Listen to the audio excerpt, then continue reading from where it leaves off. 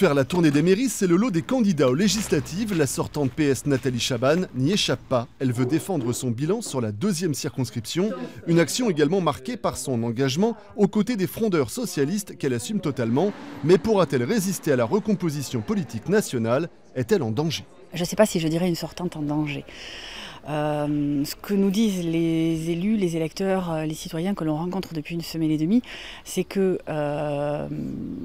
au-delà des positionnements politiques, quand on va raisonner au niveau local, je pense avoir prouvé que j'étais une élue de proximité, accessible et avec laquelle c'était pas compliqué de travailler.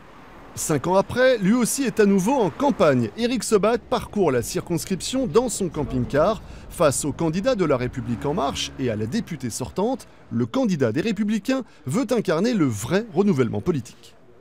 Je m'inscris dans cette nouvelle génération politique. Je suis issu de la société civile. Moi, ça fait 18 ans que je travaille dans le privé. Incontestablement, au niveau générationnel et au niveau expérience, nous incarnons le renouveau. Bon, on a vu que les candidats d'En Marche ont tous plus de 60 ans. Bon, certes, c'est de l'expérience aussi, mais à un moment donné, je ne suis pas sûr que ça incarne véritablement le renouveau, le dynamisme et l'espoir qu'attendent ces territoires. Jean-Paul Mattei appréciera. À 63 ans, c'est lui le fidèle parmi les fidèles que François Bayrou a choisi pour mener campagne dans cette circonscription sous la bannière de La République En Marche. Le notaire, maire de Gers, veut apporter son expérience aux marcheurs. Je suis de la société civile, je suis maire, certes, je ne suis que maire. Par contre, je suis un entrepreneur. Je suis très investi dans ma profession, mais je pense que mettre à disposition 35 ans d'expérience pour aider à élaborer les lois, ce n'est pas aussi un handicap. Il faut de tout. Il faut de la jeunesse, mais il faut aussi de l'expérience, il faut du vécu. Et je me revendique de ce vécu. Son histoire à lui l'a mené de la Réunion jusqu'au Béarn et toujours pour le Front National. Joseph Damour compte sur la dynamique du parti aux dernières élections pour créer la surprise sur une terre traditionnellement défavorable au Front National. Son credo, la défense de la ruralité.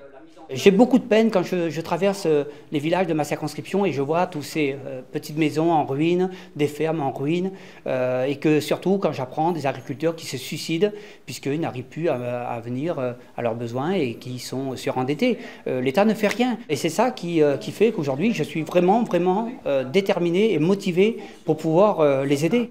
Sur un territoire qui abrite d'importantes entreprises, Jean-Luc Mélenchon est arrivé en deuxième position lors du premier tour de la présidentielle, un signe fort pour le candidat de la France Insoumise, Thierry Moutou. Je tiens clairement à dire à tous les salariés de ce secteur, sur ce site-là, comme tous les sous-traitants, qu'en votant Mélenchon, ils sont pour la sauvegarde de leur emploi, la sauvegarde de leur tissu social, du tissu social de leur région, et que c'est vraiment le vote qu'il faut faire.